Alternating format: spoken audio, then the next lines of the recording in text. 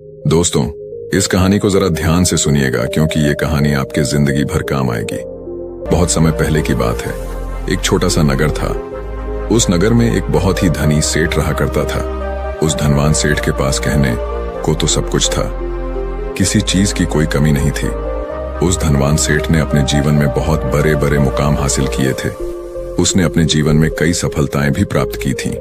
वह जिस नगर में भी व्यापार करने जाता, वहां पर भी उसे सफलता मिलना निश्चित था। वह अपने जीवन में कभी भी हारा नहीं था। उसका व्यापार भी खूब जोरों शोरों से चल रहा था। उसके पिताजी ने उसे ऐसी 4 बातें बता रखी थीं, जिसका वह नियमित रूप से पालन किया करता था और उन्हीं बातों का अनुसरण भी किया करता था।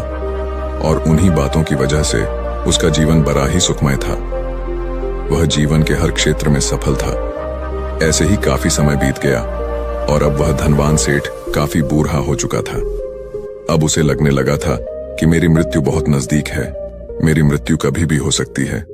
और वह जानता था कि उसका बेटा बहुत भोला है, बहुत नादान है, उसे अभी दुनियादारी की समझ नहीं है। इसलिए उसने अपने बेटे को अपने पास बुलाया और अपने बेटे से कहा, बेटा, मैंने अपने पिताजी से 4 बातें सीखी थीं और उन्हीं बातों को मैंने अपने जीवन में उतारा। उन्हीं के अनुसरण की वजह से आज मैं अपने जीवन में इतना सफल हूं, अपना जीवन सुखमय पूर्वक बिता रहा हूं। उन्हीं बातों की वजह से आज मैं इतना सुखी हूं, संतुष्ट हूं और इतना धनवान हूं। न ही कभी मुझे कोई बीमारी हुई और न ही मुझे कभी कोई धन की कमी हुई। और तुम देख ही पा रहे हो कि मैं इस नगर का सर्वश्रेष्ठ धनवान हूं। लेकिन आज मेरे पास जो कुछ भी है, मैं उससे संतुष्ट हूं, मैं खुश हूं। लेकिन मैं चाहता हूं कि तुम मुझसे भी आगे बढ़ो, तुम और नाम कमाओ, तुम और धन कमाओ, लोग तुम्हारे बारे में जाने, तुम्हें पहचाने, क्योंकि हमारा समय कुछ और था और तुम्हारा आने वाला समय कुछ और ही होगा। उस धनवान सेठ ने अपने बेटे को अपने और करीब बुलाया और उससे कहने लगा, बेटा, आज मैं तुमको दुनिया की ऐसी 4 महत्वपूर्ण बातें बताने जा रहा हूं जो मुझे मेरे पिताजी ने बताई थी और इसी के कारण आज मैं इतना सफल हूं। यदि तुमने इन सभी बातों को अपने जीवन में उतार लिया, इनका नियमित तौर पर पालन किया, इनका अनुसरण किया, तो तुम भी अपने जीवन में बहुत धनवान बन जाओगे, अपने जीवन को बहुत सुखमय तौर पर बिताओगे। इन बातों के अनुसरण से न तो तुम्हारे घर परिवार में कोई दुख आएगा और न ही तुम्हारे व्यापार में कभी कोई परेशानी उत्पन्न होगी। इतना कहकर धनवान सेठ अपने बेटे को 4 बातें बताना शुरू करता है। वह कहता है, बेटा, सबसे पहली बात है काम पर छाव में जाना और छाव में आना। दूसरी बात, अपने घर के चारों तरफ चमड़े की बांध रखना। तीसरी बात, हमेशा खाने को मीठा करके खाना। और चौथी बात, अपनी पत्नी को हमेशा बांध कर रखना। इतना कहकर वह धनवान सेठ अब निश्चित हो चुका था। वह यह जानता था कि उसका बेटा बहुत भोला है। वह अपने पिता की बात अवश्य मानेगा और इन सभी 4 बातों को अपने जीवन में उतारे और इनका अनुसरण भी करेगा। देखते ही देखते कुछ महीने बीत गए और फिर एक दिन धनवान सेठ मृत्यु को प्राप्त हो गया। अपने पिता की मृत्यु के बाद उस धनवान सेठ के बेटे ने उन सभी 4 बातों को एक कागज पर लिख लिया ताकि वह उन्हें भूल न जाए और उन्हीं बातों को वह अपने जीवन में उतारने लगा, उन 4 बातों का अनुसरण करने लगा। सबसे पहली बात जो उसके पिता ने उससे कही थी, छाव में जाना और छाव में आना, तो उसने अपने घर से लेकर अपनी दुकान तक पूरे रास्ते पर एक टेंट लगवा दिया, क्योंकि उसके पास पैसा तो बहुत था और उसे कोई रोकने वाला भी नहीं था। जब भी कोई उससे पूछता कि आखिर तुमने ऐसा क्यों किया, तो वह उसके जवाब में बस इतना ही कहता कि मेरे पिताजी ने मुझसे ऐसा ही करने को कहा है। इसके बाद उसने अपने पिता की अगली बात का अनुसरण किया। उसने अपने घर के दोनों तरफ चमड़े की एक दीवार खड़ी करवा दी। इसे देखकर आसपास के लोग बहुत क्रोधित हो गए। वे लोग उससे झगड़ा करने पर भी उतर आए। कई लोगों ने तो यह तक कह डाला कि आखिर तुमने ऐसा क्यों किया, चमड़े की दीवार तुमने क्यों खड़ी करवा दी, चमड़े से बहुत बदबू आती है और इससे हमें तकलीफ होती है, इसे आज ही निकलवा दो। लेकिन कोई उसका कुछ भी न बिगाड़ सका, क्योंकि उसके पास बहुत पैसा था। इसलिए कोई भी व्यक्ति उसका ज्यादा समय तक विरोध न कर सका और उसने भी मन बना लिया था कि वह अपने पिता की सभी बातों को पूरे दिल से मानेगा। उसके पिता ने उसे तीसरी बात कही थी, खाने को मीठा करके खाना, जिस कारण वह अपनी पत्नी से हर रोज खाने में कुछ मीठा ही बनवाता था। कभी सेवियां, कभी हलवा तो कभी मिठाई, हमेशा यही सब खाता रहता। और उसके पिता ने उसे चौथी बात कही थी, अपनी पत्नी को हमेशा बांध कर रखना, जिस कारण वह हर रोज अपनी पत्नी को रस्सी से बांध कर रखता था। ऐसे ही कई दिन बीत गए और देखते ही देखते अब वह सेठ के बेटे का जीवन धीरे धीरे बर्बाद होने लगा था, क्योंकि उसने अपने पिता की सभी बातों का गलत मतलब निकाला था और वह उसी के अनुसार उनका पालन कर रहा था। देखते देखते उसका उतना बड़ा व्यापार ठप होने लगा था। उसके यहाँ पर ग्राहकों की संख्या कम होने लगी थी, क्योंकि जब उसका मन करता तब वह दुकान जाया करता और जब उसका मन करता तो वह दुकान से वापस घर लौट आता था। उसका अपने पिताजी के इस कारोबार में मन नहीं लगता था। इस कारण उसके सारे ग्राहक अब उससे नाराज होने लगे थे। उसके सारे ग्राहक अब एक एक करके उस दुकान को छोड़ते चले जा रहे थे। इस तरह उसका पूरा व्यापार अब ठप हो चुका था। जिस व्यापार को खड़ा करने में उसके पिताजी ने खून पसीना एक कर दिया था, उस व्यापार को उसने कुछ ही महीनों में पूरी तरह से बर्बाद कर दिया था। अब उसका धंधा बहुत कम हो चुका था, जिस कारण वह बहुत परेशान रहता था। वह बहुत चिंतित रहता था और इसके साथ ही उसने अपने घर के चारों तरफ चमड़े की दीवार खड़ी करवाई थी। उस कारण आसपास पर बहुत गंदी बदबू फैल चुकी थी, इसलिए जो भी उसके आसपास रहते थे उन सभी ने वह घर छोड़कर कहीं और पर अपना बसेरा बसा लिया। चमड़े की बदबू के कारण अब उसके घर में भी कोई नहीं आता था। यहां तक कि उसके मित्र और रिश्तेदार भी उस घर में आने से कतराते थे। लेकिन अब भी उसे समझ नहीं आ रहा था कि आखिर ये सब हो क्यों रहा है। वह बहुत परेशान रहने लगा था और वह हमेशा मीठा भोजन किया करता था, जिस कारण उसका वजन बहुत ज्यादा बढ़ चुका था और इस मोटापे के कारण उसके शरीर में न जाने कितनी सारी बीमारियों ने अपना घर बना लिया था। आए दिन उसके घर पर वैद्य आने लगे थे। इन्हीं कारणों से अब उसका पैसा भी इन चीजों में बर्बाद होने लगा था। और अपने पिता की चौथी बात उसने मानी थी, वह थी अपनी पत्नी को बांध कर रखता, जिसकी वजह से उसकी पत्नी उससे नाराज हो गई और वह घर छोड़कर अपने मायके लौट गई। उसने अपनी पत्नी को मनाने की कोशिश की, तरह तरह के उपाय किए, लेकिन उसकी पत्नी नहीं मानी। और वैसे भी कोई भी स्त्री ऐसे मर्द के साथ क्यों रहना चाहेगा जो उसे बेवजह ही बेबात पर बांध कर रखता हो। देखते ही देखते अब वह सेठ के बेटे का पूरा जीवन बर्बाद हो चुका था। न तो अब उसके पास व्यापार बचा था, न ही धन, न ही उसकी पत्नी और न ही वह रिश्तेदार जो पैसों के लिए उसके आसपास घूमा करते थे। और तो और अब उसका स्वास्थ्य भी ठीक नहीं रहता था, जिस कारण वह बहुत चिंतित रहने लगा था, बहुत परेशान रहने लगा था। उसे यह सब समझ ही नहीं आ रहा था क्या हो रहा है और क्यों हो रहा है। इन सभी बातों को लेकर तो बहुत परेशान रहता और वह मन ही मन अपने पिताजी को कोसा करता और कहता, पिताजी, आपने तो मेरा पूरा जीवन बर्बाद कर दिया। आपकी उन 4 बातों के कारण आज मुझसे मेरा सब कुछ छिन चुका है। ना तो मेरे पास व्यापार रहा, ना ही धन दौलत, ना ही वह रिश्तेदार, ना ही मेरी पत्नी, और यहाँ तक कि मेरे स्वास्थ्य ने भी मेरा साथ छोड़ दिया है। आप ही के कारण आज मेरा पूरा जीवन बर्बाद हो चुका है। यदि मैंने आपकी वो 4 बातें न मानी होती, यदि मैंने उन्हें अपने जीवन में न उतारा होता, तो आज मैं एक सुखमय जीवन जी रहा होता। आपकी इन 4 बातों पर चलकर मुझे क्या मिला? मैंने एक आज्ञाकारी बेटे की तरह आपकी सारी बातें भली भांति मानी, उन पर यकीन किया, उनका अनुसरण किया। लेकिन मैं ही मूर्ख था जो मैंने आपकी उन बातों पर आंख बंद करके यकीन कर लिया। इतना कहकर वह फूट फूट कर रोने लगा।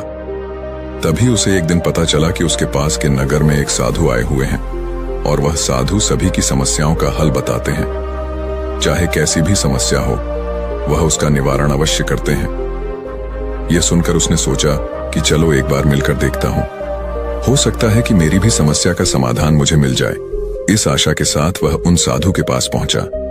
वहां पहुंचकर सीधा उनके चरणों में जा गिरा और जोर जोर से रोने लगा। वह कहने लगा, हे गुरुवर, अब आप ही मुझे बचा सकते हैं। मेरे पिताजी ने तो मेरा पूरा जीवन बर्बाद करके रख दिया। आज मेरी जो भी स्थिति है वह सब मेरे पिताजी के कारण ही है। मेरे पिताजी ने मुझे जैसा कहा मैंने वैसा ही किया।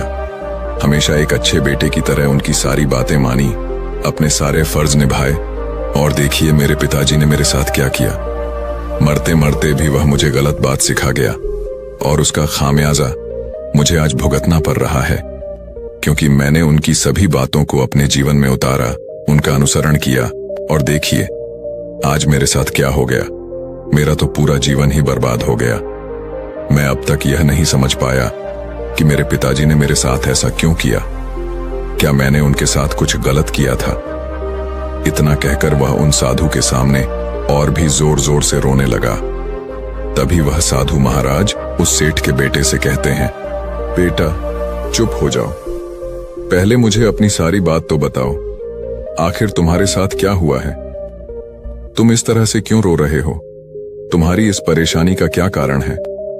उन साधु के इतना कहने पर उस सेठ के बेटे ने पर्ची उन साधु के हाथ में रख दी जो उसने अपने पिता की मृत्यु के बाद लिख रखी थी, जिसमें उसने अपने पिता की चारों बातें लिखी थीं।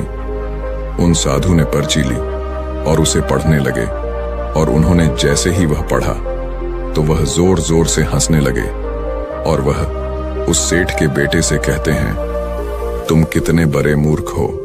तुम्हारे पिता ने तो तुम्हें दुनिया का सारा ज्ञान दे दिया, लेकिन तुम उसे समझ नहीं पाए, तुम उसका सही तरह से पालन नहीं कर पाए और कहते हो कि तुम्हारे पिता ने तुम्हें गलत राह दिखाई है, तुमने गलत संदेश दिया है।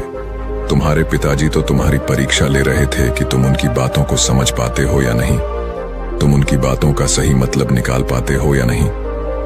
यदि वह चाहते तो इसका मतलब तुम्हें अच्छी तरह से बता सकते थे, लेकिन वह चाहते थे कि तुम इन बातों का मतलब खुद से जानो, खुद से समझो कि इन बातों का क्या अर्थ है। लेकिन अब तो ऐसा प्रतीत होता है कि मानो तुम्हारी बुद्धि बिल्कुल भ्रष्ट हो चुकी है।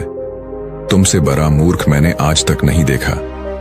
जिसके पास दुनिया का इतना बड़ा ज्ञान हो वह भला इतनी बड़ी मूर्खता कैसे कर सकता है? तुम्हारे पास कोई ज्ञान नहीं है, तुमने कोई भी ज्ञान अर्जित ही नहीं किया। अगर तुम इन बातों का सही मतलब समझ चुके होते तो तुम भी अपने जीवन में अपने पिता की तरह ही सफल होते, खुश होते और तुम्हारा जीवन सुखमय तरह से बीत रहा होता। लेकिन तुम इतने बड़े मूर्ख हो कि तुमने अपने पिता की बातों का गलत मतलब निकाल लिया। उन बातों के मतलब के बारे में तुमने सोचा तक नहीं। उन्होंने जैसा कहा तुमने वैसा करना शुरू कर दिया। यदि तुम्हें उन बातों का अर्थ नहीं पता चल रहा था तो तुम किसी ज्ञानी से मिल सकते थे, तुम उससे उस बात का मतलब निकाल लेते। लेकिन जैसा तुमने अपने पिता की इन बातों को समझा है, इसका मतलब वैसा नहीं है। इस पर वह धनवान सेठ का बेटा कहता है, हे गुरुवर, आप क्या कहना चाहते हैं? क्या मैं अपने पिता की बातों को सही से नहीं समझ रहा और वैसे भी इसमें समझने लायक है क्या? उन्होंने तो सब कुछ साफ साफ ही बताया था और मैंने उन्हें अपने जीवन में उसी तरह से उतार लिया, तो फिर मैंने गलत क्या किया है? इस पर गुरुवर एक बार फिर मुस्कुराने लगे और उस सेठ के बेटे से कहते हैं, बेटा, ये जो बातें लिखी गई हैं, इन बातों के पीछे एक गहरा अर्थ है जिसे तुम समझ नहीं पाए। इसी कारणवश तुमने यह मूर्खता कर दी और इसी कारणवश तुमने अपना पूरा जीवन बर्बाद कर लिया। लेकिन अब भी कुछ नहीं बिगड़ा, अब भी तुम्हारे पास बहुत समय है। यदि तुम चाहो तो अब से मेहनत करके भी तुम अपने जीवन में एक बार फिर से वह खुशहाली व समृद्धि सब कुछ हासिल कर सकते हो। इस पर वह सेठ का बेटा कहता है, ठीक है गुरुदेव, कृपया करके मुझे उन चारों बातों का मतलब समझाएं। आखिर उन चार बातों का क्या अर्थ है? इस पर वह साधु सेठ के बेटे को कहते हैं, तुम्हारे पिताजी ने तुमसे कहा था काम पर छाव में जाना और छाव में आना।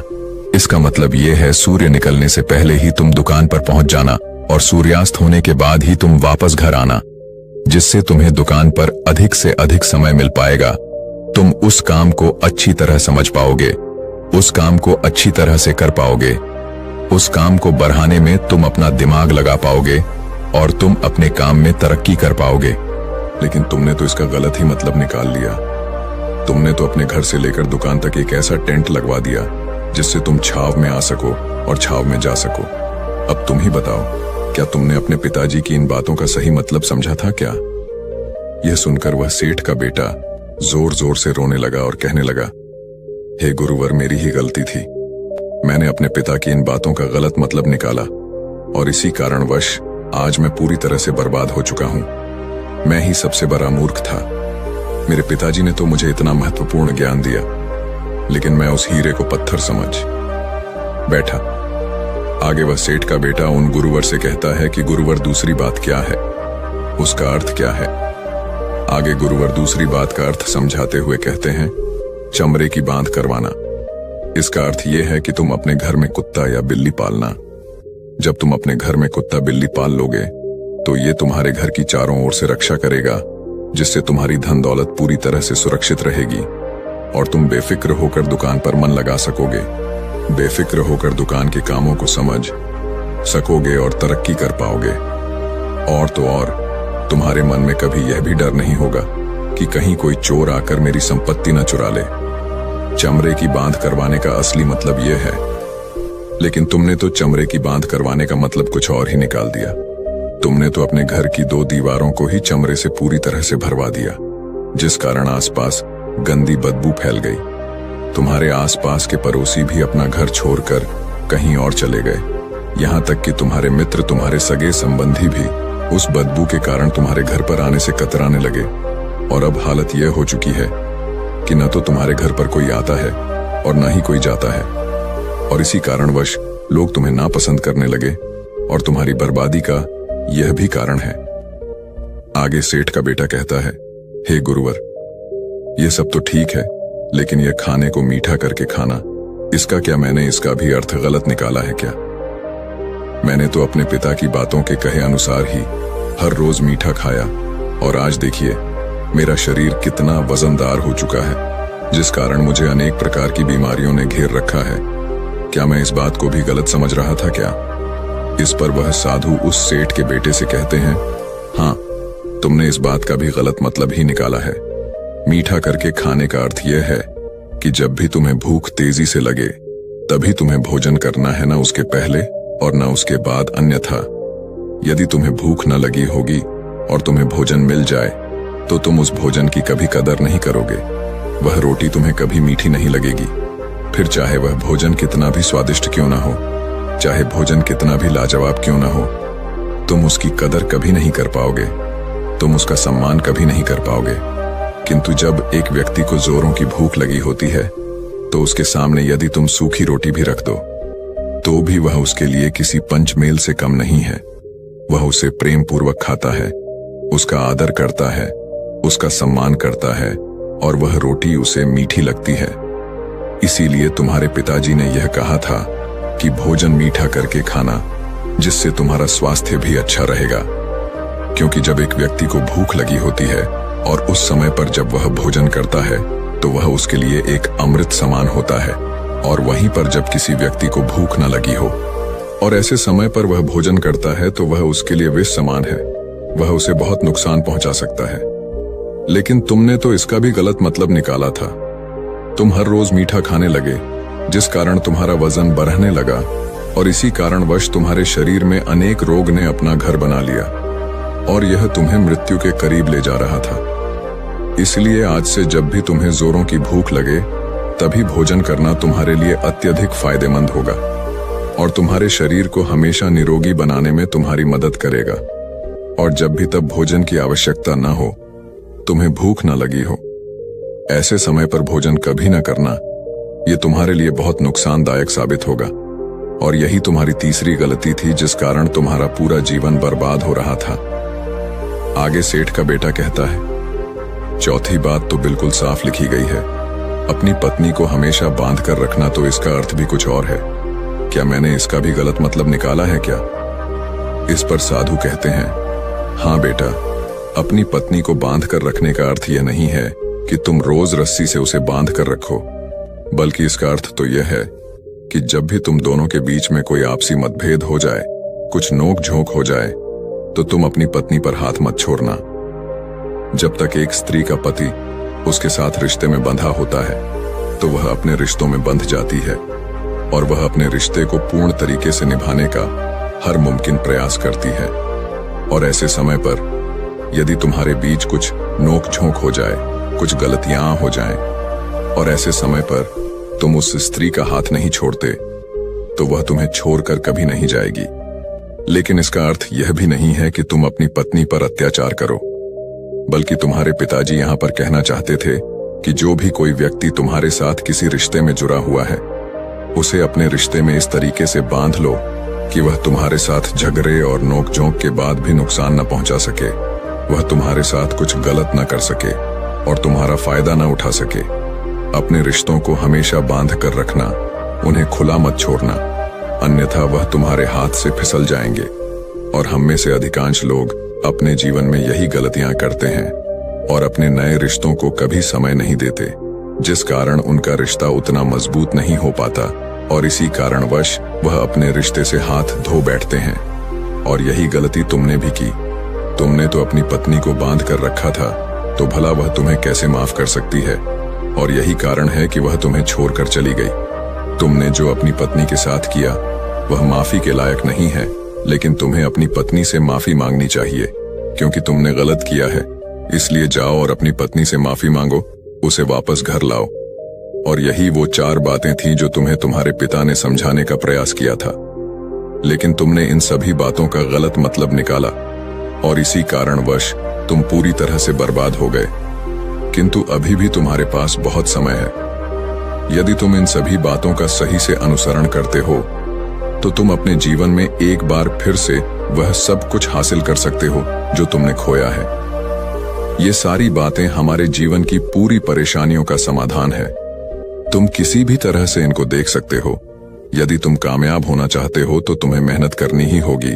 सूर्य निकलने से पहले तुम्हें अपने घर से निकलना होगा और हमेशा सूर्य के ढलने के बाद ही तुम्हें घर वापस लौटना होगा, ताकि धन दौलत को कोई तुमसे छीन न ले।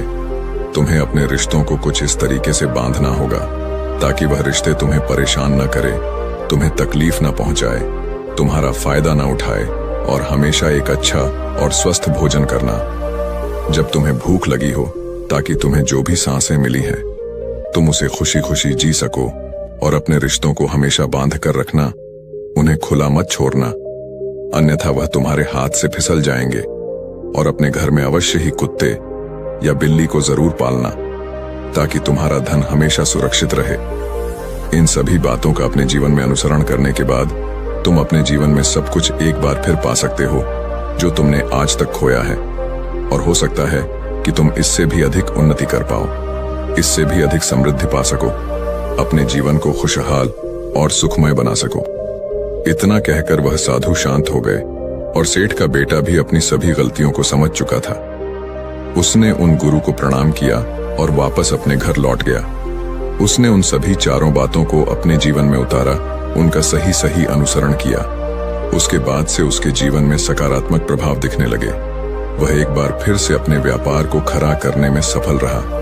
वह एक बार फिर से अपनी पत्नी को घर लाने में सफल रहा और देखते ही देखते उसका जीवन सुखमय और आनंदमय हो गया था। तो दोस्तों, उम्मीद है इस वीडियो से आपको काफी कुछ सीखने को मिला होगा।